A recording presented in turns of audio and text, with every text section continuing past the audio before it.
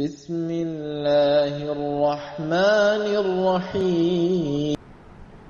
السلام عليكم ورحمة الله وبركاته. الحمد لله نحمده ونستعينه ونستغفره ونعوذ بالله من شرور أنفسنا ومن سيئات أعمالنا.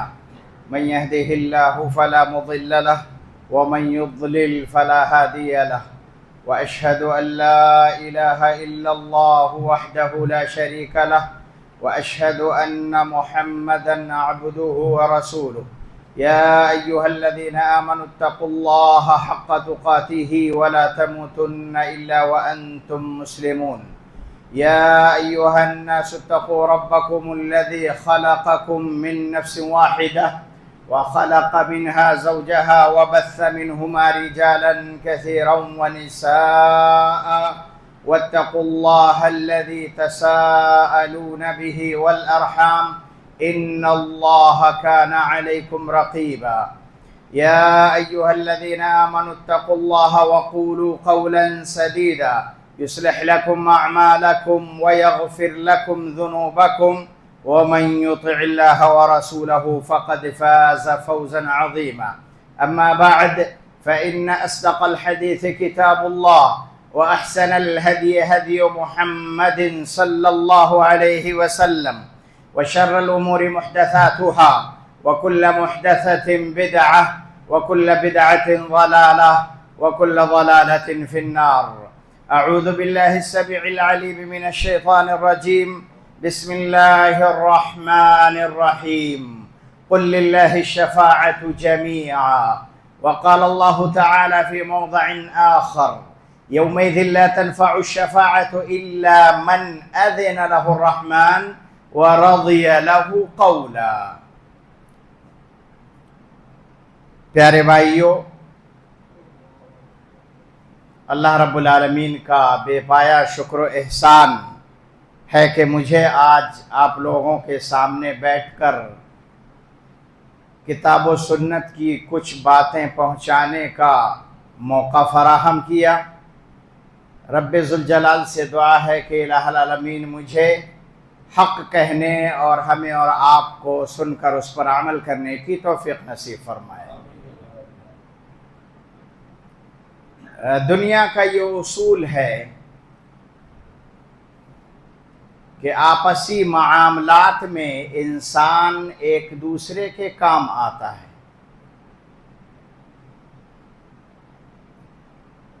ضرورت پڑنے پر ایک مسلمان کو خاص طور سے اور ایک عام انسان کو عام طور سے اگر واقعی اس کے دل میں انسانیت کی خدمت کا جذبہ ہے تو کام آنا بھی چاہیے۔ کسی سے کسی شخصیت یا کسی ذات کو فائدہ پہنچ جائے تو فائدہ پہنچانے والے کے اندر کوئی کمی نہیں آ جائے گی۔ ہاں، جس میدان میں اس کی پہنچ ہے، جہاں اس کی رسائی ہے،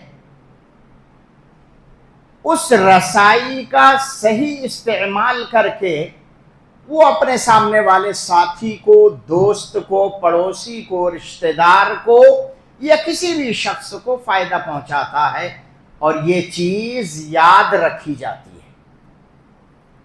یہ چیز ایسی ہے کہ یاد رکھی جاتی ہے۔ بسا اوقات کبھی کبھار چھوٹی سی چیز ہوتی ہے، لیکن انسان اگر اس چھوٹی سی چیز کو کرنے میں معاون اور مددگار ثابت ہوتا ہے تو پھر جس نے مدد لی ہے وہ اسے یاد رکھتا ہے، اور اگر وہ انسان فراموش ہے اور یاد نہیں رکھتا تو یہ اس کی اپنی ذات ہے، اپنی ذات کا دخل ہے، اپنی سوچ اور سمجھ ہے۔ لیکن یاد رکھنا چاہیے، محسن کو کبھی بھی فراموش نہیں کرنا چاہیے۔ یہ ایک دنیا کا اصول ہے۔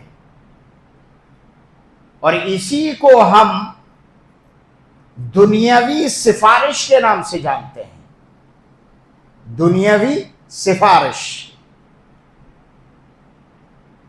در حقیقت کسی کی سفارش کرنے کا مفہوم یہ ہے کہ انسان کسی دوسرے شخص کو جو پاورفل ہو، جس کی پہنچ ہو، اس کا استعمال کسی مشروع چیز کے حصول کے لیے اور کسی نقصان دہ چیز سے بچنے کے لیے کرے.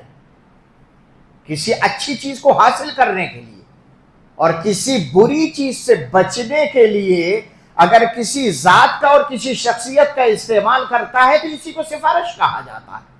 شفاعت اور سفارش کہا جاتا ہے.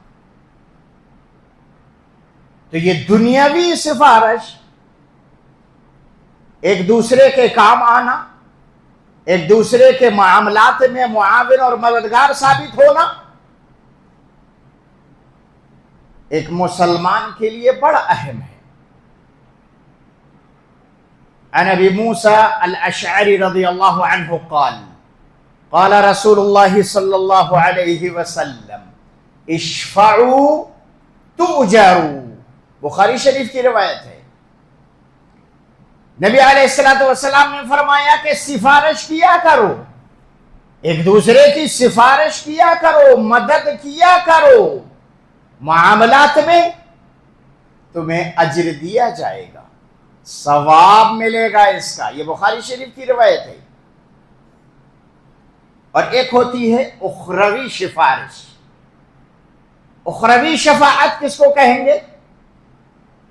جو اللہ رب العالمین نے قرآن میں بتائی ہے، قرآن سے ثابت ہے، دلائل سے ثابت ہے، ایسی شفاعت کو آخرت کی سفارش کہا جائے گا. لیکن یہ جو اخروی شفاعت ہے یہ صرف توحید والوں کو ملے گی، توحید والوں کے لیے خاص ہے. فرمایا اللہ رب العالمین نے یومئذ لا تنفع الشفاعت الا من اذن له الرحمن ورضی له قولا. کہ وہ جب قیامت کا دن ہوگا، انسان پریشان ہوگا، مشکلات سے گھرا ہوا ہوگا، مصیبتوں میں پھنسا ہوا ہوگا، نیکیوں کی تڑپ اور ڈھونڈ اور تلاش اور جستجو میں لگا ہوگا اور یہ کوشش کر رہا ہوگا کہ ایسے وقت میں کہیں سے مجھے ایک ایسی نیکی مل جائے جس نیکی کے بدلے میں جنت میں داخل ہو جاؤں. ایسے وقت میں اگر سفارش کام آئے گی تو رب کی اجازت سے، اور رب جس کی سفارش سے راضی ہوگا اس کی سفارش کام آئے گی. فرمایا الا من اذن له الرحمن ورضی له قولا. دو چیزیں بتائیں آیت میں کہ اللہ رب العالمین کی اجازت ہونا چاہیے. سفارش کون کرے گا؟ اجازت ملے گی رب کی طرف سے، کیونکہ شفاعت یہ بڑی چیز ہے اور خاص طور سے رب ذوالجلال پوری کائنات کا حاکم و بادشاہ ہے، سب سے بڑی ذات ہے، پوری کائنات کا مالک ہے. ایسی ذات کے سامنے جا کر کے سفارش کرنا، بولنا، ارے اچھے اچھوں کی حالت خراب ہو جائے گی، لوگ حالت خراب ہو جائے گی، پریشان ہوں گے. ایسے وقت میں سفارش کرنے کی ہمت کون کرے گا؟ سفارش کرنے کی جرت کس میں ہوگی؟ کس میں؟ کسی میں نہیں ہوگی الا یہ کہ رب ذوالجلال کہہ دے جاؤ اے عبداللہ، اے محمد جاؤ، میں نے تمہیں سفارش کی اجازت دی ہے. بغیر اجازت کے جب بڑی ذات کی طرف سے، جب رب العزت کی طرف سے اجازت ملے گی تو نسبت رب سے جڑ جائے گی اور پھر خوف ختم ہو جائے گا، ہیبت ختم ہو جائے گی. اس وقت وہ سفارش کرے گا. لیکن اس کے بعد بھی من چاہی سفارش نہیں کرے گا کہ اپنے چچا کو لے جائے جنت میں داخل کر دے، اپنے بھتیجے کو لے جائے جنت میں داخل کر دے کہ چچا میرے گھر کا معاملہ آ جاؤ. ہاں، اپنے رشتہ داروں کو لے جائے، بیوی کو لے جائے، بھائیوں کو لے جائے، ماں باپ کو لے جائے، نہیں، فرمایا وَرَضِيَ لَهُ قَوْلًا، اللہ رب العالمین اس کی سفارش سے راضی ہونا چاہیے۔ اللہ کہے گا، ایسا نہیں ہے اپنے من کے مطابق جس کی سفارش چاہے کر دیں، بلکہ کیا، جس کے لیے رب اجازت دے گا اس کے لیے سفارش کی جائے گی۔ یہ بہت اہم چیز ہے۔ لوگ آج معاشرے اور ماحول میں کہ بھئی فلاں کے مرید بن جائیں یا فلاں کی پہ بیعت کر لے، دامن پکڑ کر کے لے جائیں گے جنت میں، ہاں چلے جائیں گے، ان کے ساتھ ہمارے پیر بڑے پہنچے ہوئے ہیں۔ یہاں خود رب ذوالجلال کی اجازت کے بغیر کسی کی ہمت نہیں ہے کہ رب کے سامنے آ کر کے سفارش کرے، اور ان پیروں کا حشر کیا ہوگا وہ تو رب ہی جانتا ہے، یا قبر میں جا کر کے یہ خود ہی جانیں گے۔ بغیر اجازت کے اور بغیر اللہ کی رضامندی کے دو چیزیں ہوں گی۔ یہاں سے یہ پتہ لگا کہ سفارش کے لیے دو چیزیں اہم ہیں، ایک تو رب کائنات کی اجازت ہونا چاہیے، دوسرا اللہ رب العالمین کی طرف سے رضامندی کا اظہار ہونا چاہیے کہ میں حاجی صاحب کے بارے میں سفارش کر رہا ہوں، اللہ تو تیری طرف سے اجازت ہے، تو راضی ہے، تب سفارش کر سکتے ہیں، ہر شخص کے بارے میں نہیں کر سکتے۔ لا يتكلمون الا من اذن له الرحمن وقال صوابا، فرمایا کوئی نہیں بولے گا۔ ارے دنیا میں لوگ چیخ چیخ کر کے کوئی جنت کا چیک بانٹ دیتا ہے، یہ چیک ہے لے جاؤ جنت میں چلے جاؤ، بڑا آسان ہے بولنا۔ فرمایا لا يتكلمون الا من اذن له الرحمن وقال صوابا، صحیح بات کہے گا اور رب کی طرف سے اجازت ہوگی۔ یہاں بھی دو چیزیں ہیں، لہذا رب کی سفارش رب کی اجازت سے ملے گی۔ رب کے یہاں جو بھی سفارش کرے گا وہ اللہ کی طرف سے اجازت ہوگی، تب جا کر کے سفارش کرے گا۔ یہ بہت اہم ہے۔ اب سفارش کے حصول، سفارش کیسے ملے گی؟ سفارش کے لیے توحید کا ہونا شرط ہے، مسلمان کا ہونا شرط ہے، اسلام لانے والا بندہ ہونا چاہیے۔ سفارش کے حصول کے لیے ہم قرآن کی تلاوت کریں، جو بڑی اہم ہے۔ حضرت امامہ باہلی کی روایت ہے، عن ابی امامۃ الباہلی رضی اللہ تعالی عنہ قال قال رسول اللہ صلی اللہ علیہ وسلم اقرأوا القرآن فإنه يأتي يوم القیامة شفیعا لأصحابہ، فرمایا قرآن پڑھا کرو، قرآن کی تلاوت کیا کرو، قرآن کو آپ گھر میں پڑھتے رہیں، قرآن کی تلاوت کرتے رہیں، کیونکہ یہ قرآن اپنے پڑھنے والوں کے لیے سفارشی بن کر کے آ گئے قیامت کے دن۔ ہمیں سفارش حاصل کرنا ہے، ہمیں شفاعت چاہیے، تو آؤ قرآن سے جڑو، قرآن کو پڑھو۔ اللہ نے فرمایا لِأَصْحَابِهِ، اور صاحب کا مطلب ہوتا ہے، معلوم ہے نا، دوست کا، ساتھی کا، اور صاحب صاحبہ قرآن میں استعمال ہوا ہے، جس کے معنی بیوی کے ہوتے ہیں۔ بیوی انسان سے جڑ کر کے رہتی ہے، دوست انسان سے کنیکٹ رہتا ہے۔ ایسا نہیں ہوتا کہ بیوی صبح کو چھوڑ دی شام کو لے آئے، شام کو چھوڑ دی صبح کو لے آئے، 24 گھنٹے بیوی سے خاص قسم کا تعلق ہوتا ہے۔ نبی علیہ السلام نے یہاں اصحاب کا لفظ استعمال کر کے جو صاحب کی جمع ہے یہ بتایا ہے کہ قرآن سے ہمارا تعلق گہرا ہو، قرآن سے ہمارا تعلق 24 گھنٹے کا ہو، قرآن سے ہمارا تعلق مسلسل ہو، تب جا کر کے یہ قرآن فَإِنَّهُ يَأْتِي يَوْمَ الْقِيَامَةِ شَفِيعًا، سفارشی بن کر کے آئے گا، سفارش کرنے والا بن کر کے آئے گا۔ ایک اور روایت، ایک اور چیز شفاعت حاصل کرنے والی جس کے ذریعے ہم سفارش حاصل کر سکتے ہیں وہ ہے روزہ۔ کیا؟ روزہ۔ عن عبد الله بن عمرو بن العاص رضی اللہ تعالی عنہ قال قال رسول اللہ صلی اللہ علیہ وسلم الصيام والقرآن يشفعان للعبد يوم القيامة او كما قال علیہ الصلاة والسلام۔ مختلف الفاظ ہیں روایتوں کے، لیکن فرمایا کہ نبی صلی اللہ علیہ وسلم نے کہ روزہ اور قرآن یہ دونوں چیزیں یشفعان للعبد، سفارشی بن کر کے آئیں گی، سفارش کریں گی رب سے میں نے شخص کو دنیا میں رب تیرے لیے بھوکا رکھا تھا، روزہ کہے گا کہ دن بھر میں نے بھوکا رکھا تھا، تیرے لیے یہ بھوکا رہا تھا، پیاسا رہا تھا تیرے لیے، بیوی سے الگ رہا تھا تیرے لیے، اپنے نفسانی خواہشات پر کنٹرول کیا تھا رب تیرے لیے، لہذا میں آج سفارش کر رہا ہوں کہ رب جب اس نے سب کچھ تیرے لیے چھوڑا ہے تو آج تو اس کو جنت میں داخل فرما دے۔ اور قرآن بھی سفارش کرے گا، حساب و کتاب کا وقت ہوگا قرآن کھڑا ہو جائے گا، قبر میں آ کر کے سوال ہوں گے قرآن کھڑا ہو جائے گا، اور نماز کھڑی ہو جائے گی، روزہ کھڑا ہو جائے گا، یہ ساری چیزیں سفارشی بن کر کے آئیں گی۔ لہذا قرآن کا پڑھنا، روزے کا رکھنا، ذکر و اذکار کا کرنا، یہ ساری چیزیں ہمیں شفاعت کے حصول تک پہنچائیں گی۔ جہاد فی سبیل اللہ بھی، کہ اللہ کے راستے میں اگر کوئی جہاد کرتا ہے تو اس کے لیے بھی سفارش حاصل ہوگی۔ اسی طرح سے اذان کے بعد مؤذن جو اذان کے کلمات کہتا ہے اس کا جواب دیا جائے، اور اس کے بعد نبی صلی اللہ علیہ وسلم پر درود بھیجا جائے، اور درود بھیجنے کے بعد جو دعا ہے اللہم رب هذه الدعوة التامة، یہ پوری دعا پڑھی جائے، آت محمد الوسیلہ، نبی صلی اللہ علیہ وسلم کے لیے وسیلے کی دعا کی جائے۔ وسیلہ یہ وہ وسیلہ نہیں جو لوگ سمجھ رہے ہیں، جو لوگوں میں مشہور ہے، یہ وہ وسیلہ نہیں ہے، یہ وہ مقام ہے جو محمد عربی صلی اللہ علیہ وسلم کو رب کائنات کے یہاں حاصل ہوگا۔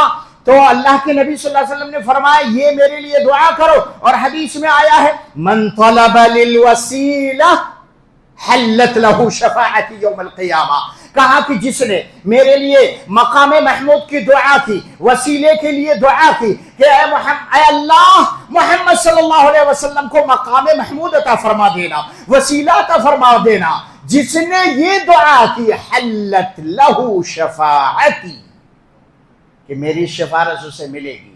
اس سے اچھی کیا بات ہے؟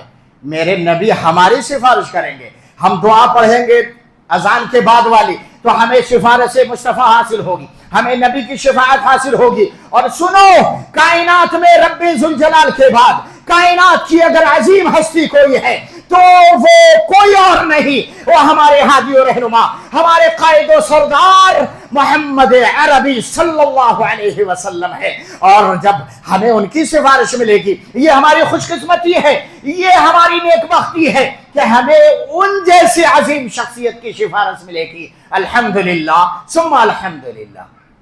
تو سفارش اگر چاہیے نبی علیہ السلام کی تو پھر آپ کو اذان کے بعد کا جواب دینا پڑے گا، قرآن پڑھنا پڑے گا، اور اسی طرح سے روزے رکھنا پڑیں گے۔ یہ ساری چیزیں انسان کو سفارش کے حصول کا ذریعہ ہیں، یہ ساری چیزیں انسان کے لیے سفارش کے حصول کا ذریعہ ہے۔ اور کون ایسا انسان ہے جس کو قیامت میں سفارش نہیں چاہیے؟ ہم نیک نہیں ہیں، ہمارے اعمال بیکار ہیں، ہماری نمازیں خراب ہیں، ہمارے روزے اچھے نہیں ہیں، ہمارے اعمال وہ اعمال نہیں ہے کہ ہم رب سے یہ کہہ سکیں کہ اللہ ہم نے نمازیں پڑھی تھی، روزے رکھے تھے تو ہمیں تو جنت دے دے۔ اعمال کے بدلے میں جنت ملنا بڑا مشکل ہے، بڑے کوتاہ ہیں ہم۔ تو اعمال کے بدلے میں جب جنت نہیں مل سکتی، ہمیں نبی علیہ السلام کی سفارش ملے گی، اس سے بہتر اور کیا چاہیے؟ لہذا ہم اہتمام کریں، قرآن کی تلاوت کا اہتمام کریں، روزہ رکھنے کا اہتمام کریں، اذان کے بعد کا جو جواب ہے، جو دعا ہے، وہ ساری چیزیں پڑھنے کا۔ اب آ جاتے ہیں ہم ایسی سفارش جو سفارش جائز نہیں ہے۔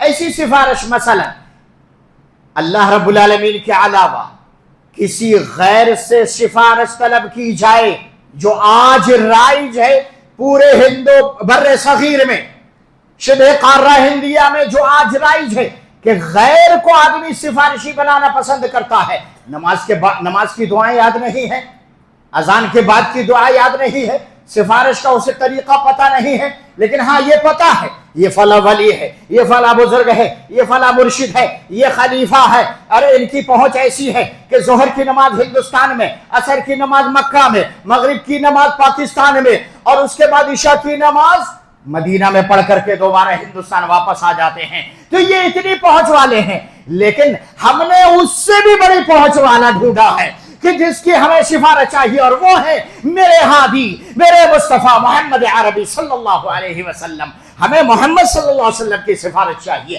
ہمیں اہل غیروں کی نہیں چاہیے، ہمیں ایسے ولیوں کی نہیں چاہیے، بلکہ اس ولی کی چاہیے جس کو رب ذوالجلال نے ولی کہا، انما ولیکم اللہ ورسولہ والذین آمنوا۔ اے لوگو، تمہارا ولی اللہ ہے، تمہارا ولی رسول ہے، تمہارا ولی مومن ہے، لہذا میرا ولی جب اللہ ہے، میرا ولی رسول اللہ ہے، اور میرا ولی مومن ہے، تو مجھے رب کے علاوہ کوئی اور ولی نہیں چاہیے، محمد کے علاوہ کوئی اور ولی نہیں چاہیے، مومن کے علاوہ کوئی اور ولی نہیں چاہیے۔ اور قرآن ہمارا ولی ہے، ان ولی اللہ الذی نزل الکتاب وہو یتولی الصالحین۔ قرآن اللہ رب العالمین میرا ولی وہ ہے جو قرآن کو نازل کرتا ہے، قرآن کو نازل کرتا ہے۔ اللہ رب العالمین ولی ہے جو قرآن کو نازل کرتا ہے، اور قرآن ہمارا سفارشی بنے گا، گویا کہ ہمارا سرپرست ہے، ہمارا ولی ہے۔ اس سے بہتر ولی ہمیں نہیں چاہیے۔ اور اگر یہ صفات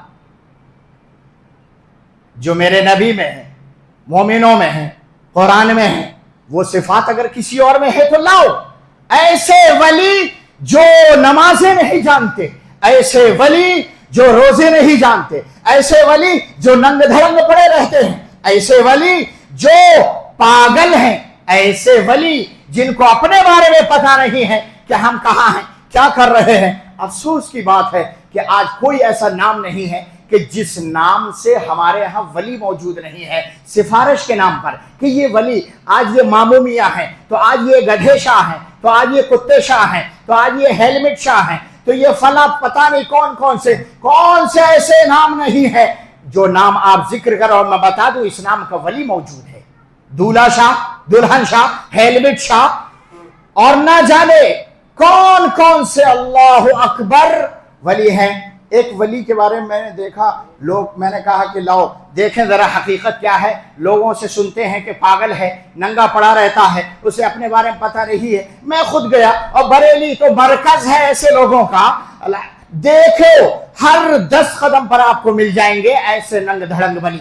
تو میں گیا، میں نے دیکھا کہ اس آدمی کو اپنا ہوش نہیں ہے، پان کھاتا ہے، لوگ منہ میں، دوسرا آدمی آتا ہے پان رکھتا ہے اس کے منہ میں، اور پان وہ تھوک دیتا ہے، لوگ دوڑ پڑتے ہیں۔ میں نے پوچھا وہ کیا بات ہے؟ کہا کہ پان لینے کے لیے، اس لیے کہ جو آدمی بیمار ہے وہ پان کھائے گا تو اسے شفا مل جائے گی، اور اسی طرح سے اس کا تھوک بہ رہا تھا زبان سے، جو تھوک نکل رہا تھا منہ سے، وہ تھوک لوگ اپنی پانی کی شیشے میں لینے کے لیے دوڑ رہی تھی عورتیں۔ میں نے کہا کیوں دوڑ رہے ہیں؟ کہا یہ بچوں کو یہ پانی پلایا جائے گا، جو بیمار ہوتے ہیں ان کو شفا مل جائے گی، جو بچے تو اس کو اس کا تھوک پلایا جائے گا۔ اللہ اکبر! ہمیں توحید نے ان گندگیوں سے بچایا ہے، توحید نے ان غلاظتوں سے دور رکھا ہے۔ ہمارا ولی ایسا رنگ دھڑنگ والا نہیں، ہمارا ولی ایسا گندا ولی نہیں ہو سکتا، ہمارا ولی ایسا گندا اور پاگل نہیں ہو سکتا۔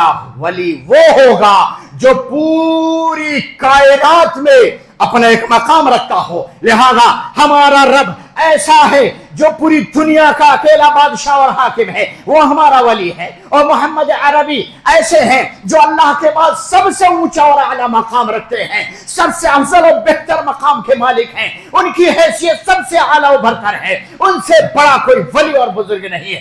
ہمیں ولی منوانا ہے تو ابو بکر جیسا لاؤ، ہمیں ولی منوانا ہے تو عمر جیسا لاؤ، ہمیں ولی منوانا ہے تو عثمان جیسا لاؤ۔ ہمیں ایسے ننگے گندے اور پاگل ولیوں کی ضرورت نہیں ہے، ان کی سفارش بھی ہمیں نہیں چاہیے۔ ہمیں سفارش مصطفیٰ چاہیے، ہمیں سفارش مومنین کی چاہیے، ہمیں سفارش قرآن کی چاہیے، اور ہمیں سفارش اپنے اعمال کی چاہیے۔ نسبتیں، لوگ کہتے ہیں کہ نارے یہ فلاں خاندان کا ہے، تو نسبتیں انسان کو فائدہ نہیں پہنچا سکتی۔ نسبت کسی سے کہہ رہے یار یہ تو امام صاحب کا بیٹا ہے، تو امام صاحب بیٹا اگر نافرمان ہے تو کیا اس کو بچا لیں گے جہنم میں جانے سے؟ سفارش ان کی قابل قبول ہوگی؟ نہیں، نسبت کام نہیں آتی۔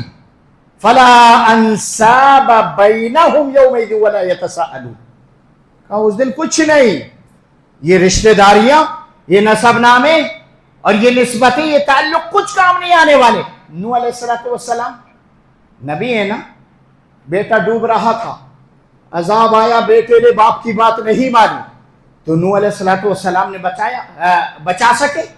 کوشش کی آپ نے. فرمایا ان ابنی من اہلی، اللہ رب العالمین سے کہا اللہ یہ میرا بیٹا ڈوب رہا ہے، یہ میرے گھر کا ہے، میرے گھرانے کا ہے، اس کو بچا دو. اللہ رب العالمین نے کہا انہو لیس من اہلک، کہا انہو لیس من اہلک، کہا کہ یہ تمہارے گھر کا نہیں ہے، تمہارے خاندان کا نہیں ہے، تمہارے اولاد نہیں ہے. نوح علیہ السلام نبی ہے، آدم علیہ السلام کے بعد سب سے پہلے رسول نوح علیہ السلام، اور آپ کا ایک مقام 950 برس آپ نے دعوت و تبلیغ کا کام کیا. چند لوگوں نے آپ کی دعوت کو قبول کیا. نبوت کا درجہ ایک اعلیٰ درجہ ہوتا ہے. ولایت، جو لوگ کہتے ہیں کہ نبوت کے بعد ولایت ہے، تو ولایت کس کام کی ہے جب نبوت ہی کام نہیں آ رہی ہے؟ ولی کب کام آئے گا ہی نہیں جب نبی کام نہیں آ رہا ہے اپنے بیٹے کے. اللہ نے کہتے انہو لیس من اہلک، اے نبی یہ تمہارا نہیں ہے، یہ تمہارے خاندان کا نہیں ہے، تمہارے گھرانے کا نہیں ہے. نسبت کام آئی. نبی نبوت کا درجہ ہے بھائی. اتنے بڑے آدمی نبی اور اپنے بیٹے کو نہیں بچا پا رہے. اس کے بعد لوط علیہ السلام کو جانتے ہیں، قوم لوط کو جانتے ہیں.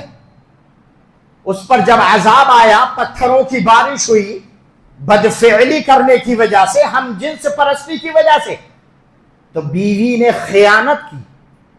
بیوی نے لوگوں کو جا کر کے بتا دیا فرشتے آئے ہیں آسمان سے اللہ کی طرف سے لوط کے پاس. تو قوم کے لوگ اکٹھا ہو گئے، کہا کہ یہ فرشتے ہمیں دے دو. نعوذ باللہ ان کے ذہن میں گندگی بھری ہوئی تھی. بیوی نے چپکے سے جا کر کے بتا دیا، خیانت کی. لہذا جب عذاب آیا تو پورے گھر والوں، لوط علیہ السلام کے سارے گھر والوں کو بچایا، لیکن بیوی کو نہیں بچایا. اللہ رب العالمین نے عذاب اس کو بھی آیا. ارے بھائی بیوی جو ساتھ میں رہنے والی تھی، لوط علیہ السلام نبی ہیں، اس کے بعد بھی نہیں بچا پا رہے اپنی بیوی کو. پتہ یہ لگا کہ نسبتیں کام نہیں آنے والی. اور تو اور حدیث دیکھیے، بخاری شریف کی روایت ہے، نبی صلی اللہ علیہ وسلم ارشاد فرماتے ہیں کیا؟ یا بنی عبد مناف لا اغنی عنکم من اللہ شیئا. فرماتے ہیں یا صفیہ عمت رسول اللہ اعملی فانی لا اغنی عنک من اللہ شیئا.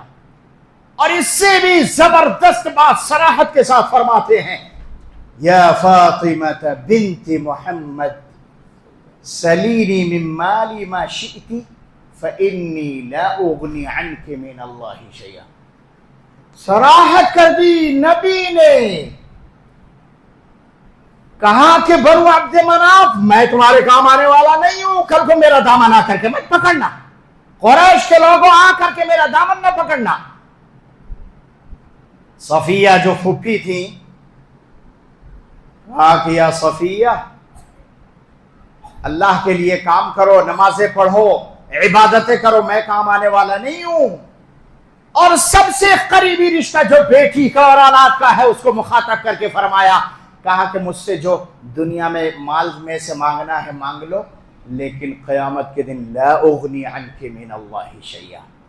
میرے نبی کا مقام کسی سے ڈھکا چھپا نہیں ہے، اور کائنات کی ہر شخصیت جانتی ہے، مسلمان ہو یا غیر مسلم ہو، یہودی ہو یا مجوسی ہو، کافر ہو یا کوئی اور ہو، کسی بھی مذہب اور دین سے تعلق رکھتا ہو، لیکن وہ یہ جانتا ہے کہ محمد صلی اللہ علیہ وسلم ایک ایسی شخصیت ہیں، ایک ایسی ذات ہیں جو رب کائنات کے بعد پوری دنیا کی ایک آئیڈیل شخصیت ہے.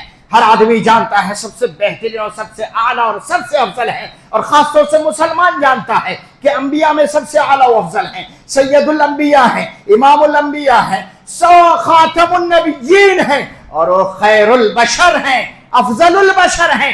وہ نبی جب یہ کہہ رہا ہے اتنی عظمت رکھنے والا کہ میں تمہارے کام نہیں آ سکتا، پتہ یہ لگا کہ رب کائنات کے یہاں کوئی بول نہیں سکتا ہے یوں ہی، کوئی کسی کے کام نہیں آئے گا، نسبتیں کام نہیں آئیں گی، لہٰذا ہمیں اپنے اعمال لے کر کے جانا ہے اور وہ اعمال ہمارے کام آئیں گے، اور اس کے بعد پھر اگر ہمیں مصطفیٰ کی سفارش نصیب ہو گئی، ہم نے نیک اعمال کیے ہوں گے، تو انشاءاللہ پھر ہمارے لیے جنت کا راستہ آسان اور ہموار ہو جائے گا۔ اب دیکھیے بخاری شریف کی روایت ہے، بہت لمبی روایت ہے اور حدیث الشفاعہ کے نام سے مشہور ہے، سب جانتے ہیں، علماء حضرات جانتے ہیں کہ جب میدان محشر ہوگا، سورج نیچے ہوگا، پریشان ہوں گے لوگ، اور اس وقت وہ سورج کو جھیلنے کی طاقت نہیں رکھ رہے ہوں گے۔ ایسے حالات میں جب پریشان ہوں گے تو سوچ رہے ہوں گے کہ کہیں ہمیں سایہ مل جائے، سایہ ہم ڈھونڈ لیں، جہاں کوئی سائے کی جگہ ہو، اس دھوپ سے بچ جائیں، گرمی کی تپش سے محفوظ ہو جائیں۔ تو پریشان ہوں گے، سوچتے ہوں گے، آپس میں باتیں کریں گے کہ ارے بھائی چلو کہیں ڈھونڈو کسی کو، کوئی سفارش کر کے ہمیں سائے دار جگہ دلوا دے۔ تو آپس میں کہیں گے، فقال بعض الناس اذهبوا الى آدم، کہیں گے کہ آدم علیہ السلام کے پاس جاؤ۔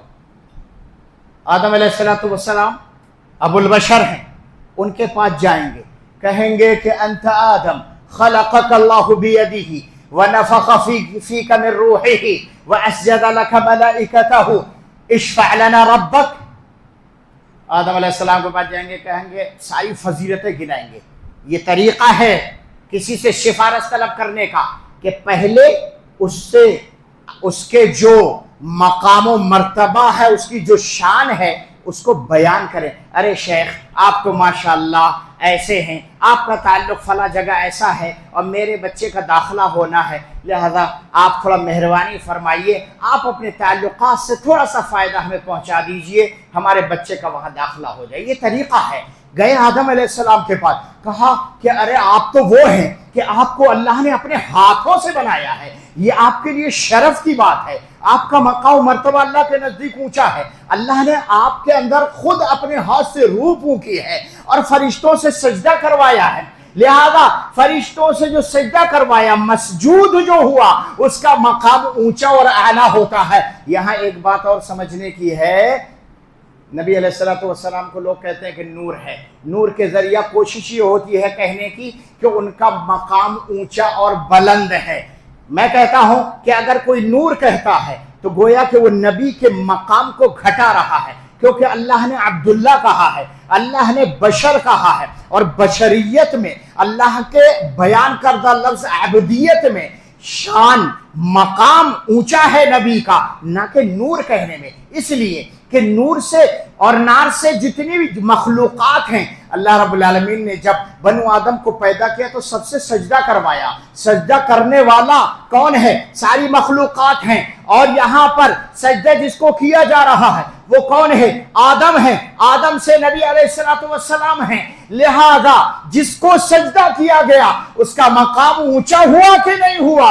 سجدہ جس کو کیا جا رہا ہے وہ عبداللہ ہے، سجدہ جس کو کیا جا رہا ہے وہ بشر ہے، اور سجدہ جو کرنے والا ہے وہ نور ہے، لہذا نور کرنے والا بڑا ہوا یا عبداللہ بڑا ہوا؟ عبداللہ بڑا ہوا، افضل البشر بڑے ہوئے، بشریت کی صفت نے ان کے مقام کو بلند کیا ہے، لہذا نور کہہ کر کے کوئی مقام نہ گھٹائے۔ فرمایا کہ آپ کو ملائکہ نے سجدہ کیا ہے، فرشتوں نے سجدہ کیا ہے۔ ٹائم ہو جائے تو بتا دیجیے گا۔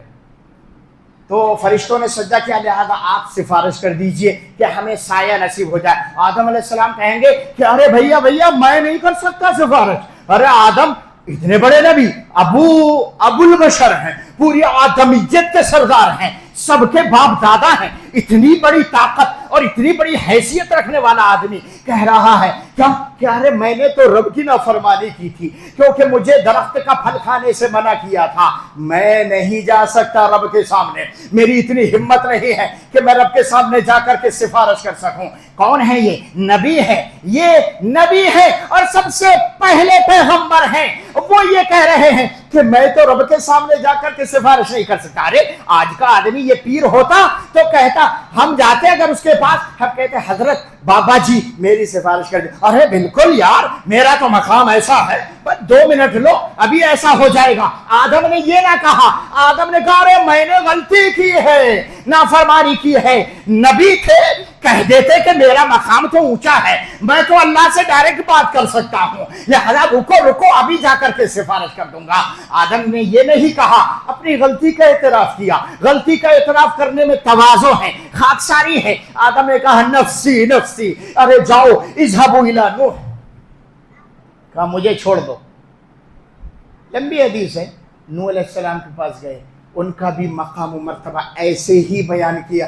نوح علیہ السلام نے کہا بھیا میرے بس کی بات نہیں ہے, اذهبوا الى ابراہیم, کہا ابراہیم علیہ السلام کے پاس جاؤ. اس کے بعد کہے گے انت نبی اللہ و خلیلہ, اے ابراہیم آپ تو اللہ کے نبی ہیں, خلیل ہیں, اور آپ کو اللہ نے چنا ہے, نبی بنایا ہے, آپ تو ہماری سفارش کر دیجئے. ابراہیم علیہ السلام بھی ایسے کہہ دیں گے, کہا کہ میں نے تو بڑی غلطیاں کی تھی, اور اس وقت میں نے ایسے جھوٹ بھی بولا تھا. وہ حقیقت میں جھوٹ نہیں ہے, وہ ایک تفسیر طلب موضوع ہے, لیکن حدیثوں میں منقول ہے. کہا کہ میں نے 3 جھوٹ بولے تھے, لہذا میری ہمت نہیں ہے کہ میں رب کے سامنے چلا جاؤں. اتنے بڑے پیغمبر کچھ نہیں بول رہے ہیں. اس کے بعد کبھی اذهبوا الى موسیٰ, موسیٰ کے پاس بھیج دیا. موسیٰ علیہ السلام کے پاس گئے, کہا کہ ارے آپ کو تو استفاق اللہ برسالتہ وکلمک, کہا کہ آپ کو اللہ رب العالمین نے اپنی نبوت کے لیے چنا ہے, اور آپ سے اللہ نے بات بھی کی ہے. آپ کا مقام رب کے یہاں بڑا بلند والا ہے, لہذا آپ سفارش کر دیجئے. اس کے بعد وہاں سے بھی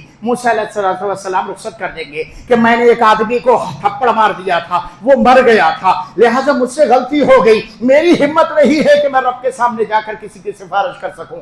کہا کہ اذهبوا الى عیسیٰ, عیسیٰ علیہ السلام کے پاس جائیں گے, اور اس کے بعد کہیں گے کہ آپ کو اللہ رب العالمین نے مریم سے پیدا کیا ہے, آپ اس کا کلمہ کن ہیں, آپ کے اس میں اللہ کی خاص روح ہے, لہٰذا آپ جا کر کے سفارش کر دیجئے. عیسیٰ بھی اپنا دامن چھاڑ کر کے الگ ہو جائیں گے, اور آخر میں کہیں گے اذهبوا الى محمد. آپ دیکھیے سلسلہ آدم, نوح, ابراہیم, موسیٰ, عیسیٰ, 5 نبی ہیں, پیغمبر ہیں, مقام اعلیٰ ہے, رب سے کوئی کلام کر رہا ہے, رب کے یہاں ان کی ایک الگ شان ہے, تو پھر وہ سب کے سب اپنے دامن کو بچا لے رہے ہیں. آج کا پیر ولی جو بذات خود بزعم خود ولی ہے, کسی نے بنایا نہیں ہے, وہ کہہ رہا ہے کہ ارے کوئی بات نہیں ہے, نماز پڑھو یا نہ پڑھو, روزہ رکھو یا مت رکھو, بس صرف بیعت کر لو میرے ہاتھ پر. پیری مریدی کا سلسلہ شروع ہو جاتا ہے, نذرانہ دے دو اور ایسا کر لو اور ویسا کر لو, تمہیں بخشوا دوں گا. اور لوگ شان سے اپنے جلسوں اور تقریروں میں کہتے ہیں کہ بھئی قبر میں اگر اللہ رب العالمین کے فرشتے آئیں گے اور پوچھیں گے سوال کیا رہے بھئی کیا لائے ہو, نماز پڑھی تھی تم نے, روزے رکھے تھے, رب کو مانا تھا, توحید کا اقرار کیا تھا, رسالت کا اقرار کیا, ہم کہہ دیں گے کہ ارے بھئی ہم تو یہ اپنے فلاں پیر صاحب کو لے کر کے آئے ہیں, اللہ ہمارے پاس کچھ نہیں ہے. پڑھیں گے موٹے موٹے گرز وہاں پر, ہاں تب پتہ لگے گا. یہاں دیکھو انبیاء کی حالت یہ ہے, محمد صلی اللہ علیہ وسلم کے پاس آتے ہیں اور اس کے بعد کہتے ہیں یا رسول اللہ ہم بہت پریشان ہیں, سب کے پاس گئے, آپ تو سفارش کر دیجئے. تو نبی صلی اللہ علیہ وسلم کیا فرماتے ہیں, ڈائریکٹ کہہ دیتے ہو, کہہ دیا ہوگا, نبی نے کہہ دیا ہوگا ڈائریکٹ, کہہ رہے میں تو آخری نبی ہوں, سارے انبیاء کا سردار ہوں, سب سے بڑا ہوں, میرا مقام سب سے اونچا ہے. ارے تم میرے پاس جب آ ہی گئے ہو تو کوئی بات نہیں, چلو یہ تو 2 سیکنڈ کا کام ہے, ابھی کہہ دیتا ہوں اپنے رب سے, معاملہ فائنل ہو جائے گا, تمہیں سایہ مل جائے گا, عرش کا سایہ یا کوئی اور سایہ مل جائے گا. یہ کہہ دیا ہوگا نبی نے. آج کے ان نام نہاد ولیوں کی طرح جو اپنے آپ کو سفارشی کہتے ہیں, نبی علیہ السلام نے یہ نہیں کہا, بلکہ کیا کہا کہ میں اللہ رب العالمین کے عرش کے نیچے آیا, اللہ رب العالمین کے عرش کے نیچے آیا, سجدے میں گر گیا, اور اس کے بعد میں نے اللہ رب العالمین سے دعا کی, سجدے میں رو رو کر کے امتی امتی کہتے رہے, روتے رہے, گڑ گڑاتے رہے. ارے نبی کو کیا ضرورت تھی, آخری نبی تھے, کہتے تھے ارے بھائی چلو, سجدے میں جانے کی کیا ضرورت تھی, رونے کی کیا ضرورت تھی. اللہ کے عرش کے نیچے آنے کی کیا ضرورت تھی؟ کسی چیز کی ضرورت نہیں تھی، آپ کا تو اللہ سے ڈائریکٹ تعلق تھا، خاتم النبیین تھے، سب کچھ تھے، اور آپ کا جو مقام ہے وہ مسلم ہے، وہ کسی کو نہیں ملا ہے۔ تو پھر اس سجدے میں گر رہے ہیں، رو رہے ہیں، اللہ اکبر، رو رہے ہیں امت کے لیے، اور اس کے بعد دعا کر رہے ہیں۔ لمبی دعا کے بعد اللہ کی طرف سے حکم ہوتا ہے، یا محمد ارفع راسک سل تعطہ، کہا کہ محمد صلی اللہ علیہ وسلم اپنے سر کو اٹھا لو، تم جو مانگ رہے ہو وہ تمہیں دیا جائے گا۔ لہذا نبی صلی اللہ علیہ وسلم جب سجدے میں جا کر کے رو کر گڑگڑا کر کے دعا کریں گے، اس کے بعد دیا جائے گا اور سفارش قبول ہوگی۔ پر کس کے لیے؟ عن ابی ہریرہ رضی اللہ تعالی عنہ قال قلت یا رسول اللہ من اسعد الناس بشفاعتك يوم القيامة فقال رسول الله صلى الله عليه وسلم اسعد الناس بشفاعتي يوم القيامة من قال لا الہ الا اللہ خالصا من قلبه۔ ابو ہریرہ رضی اللہ تعالیٰ عنہ فرماتے ہیں کہ میں نے پوچھا نبی صلی اللہ علیہ وسلم آپ کی سفارش کس کو ملے گی قیامت کے دن؟ فرمایا کہ میری سفارش کا حقدار وہ ہوگا جس نے خالص دل سے، بغیر کسی منافقت کے، بغیر کسی دکھاوے کے لا الہ الا اللہ کہا ہوگا اور اس پر عمل کیا ہوگا، خالص دل سے ایسا کیا ہوگا تو اس کو میری سفارش ملے گی۔ تو نبی نے جب اللہ سے دعا کی، سفارش قبول ہوئی، کس کے لیے قبول ہوگی؟ جو توحید والے ہوں گے۔ کس کے لیے قبول ہوگی؟ جو اللہ والے ہوں گے۔ کس کے لیے قبول ہوگی؟ جو رب کائنات کے لیے پوری کائنات سے لڑ گئے ہوں گے، ان کے لیے قبول ہوگی۔ اس لیے خلاصہ کلام یہ نکلا پوری گفتگو کا کہ اللہ رب العالمین کی اجازت کے بغیر شفاعت ناممکن ہے، شفاعت نہیں ہو سکتی، کوئی نہیں کر سکتا اللہ رب العالمین کی اجازت کے بغیر۔ دوسری چیز، اجازت نہیں دے گا اللہ رب العالمین مگر اس شخص کے لیے جس کی بات سے، جس کے عمل سے اللہ راضی ہوگا۔ دوسری بات ہوگی، ایک بات اللہ کی اجازت کے بغیر شفاعت نہیں ہو سکتی، دوسری بات جس کی بات اور جس کے عمل سے رب راضی ہوگا اس کو اللہ رب العالمین اجازت دے گا۔ اور کس کے عمل سے راضی ہوگا؟ اللہ رب العالمین اس شخص کے عمل سے راضی ہوگا۔ یہ تیسری بات کہ جس نے اللہ کی توحید اور نبی صلی اللہ علیہ وسلم کی سنت اور طریقے کی اتباع کی ہوگی۔ یہ تین چیزیں اگر ہیں تو ہمیں سفارش ملے گی، ہمیں شفاعت نصیب ہوگی، اور انشاءاللہ ہمیں یقین ہے کہ ہم توحید والے ہیں، ہم نے کائنات سے جھگڑا کیا ہے رب تیرے لیے اور نبی تیری سنت کے لیے، لہٰذا اے اللہ ہم آج یہاں اکٹھا ہو کر کے یہ کہہ رہے ہیں کہ ہم نے توحید کا دم بھرا ہے، توحید کے لیے رب کائنات سے جھگڑا لیا ہے، تو ہم بس تیری سفارش اور تیری شفاعت کے طلبگار ہیں۔ اے اللہ اپنے نبی کی شفاعت نصیب فرما دینا۔ اللہ رب العالمین ہمیں قرآن و سنت کو سمجھنے، جاننے اور اس پر عمل کرنے کی توفیق نصیب فرما۔ الہ العالمین ہمیں عقیدے اور منہج میں پختہ بنا دے۔ الہ العالمین ہمارے دلوں کی اصلاح فرما دے، ہمارے دلوں سے نفاق اور ریاء و نمود کا خاتمہ فرما دے۔ الہ العالمین قیامت کے دن ہمیں نبی علیہ السلام کی سفارش نصیب فرما اور جنت میں داخلہ نصیب فرما۔ آمین۔ وصلی اللہ علی نبینا محمد وعلی آلہ وصحبہ اجمعین۔ والسلام علیکم ورحمۃ اللہ وبرکاتہ۔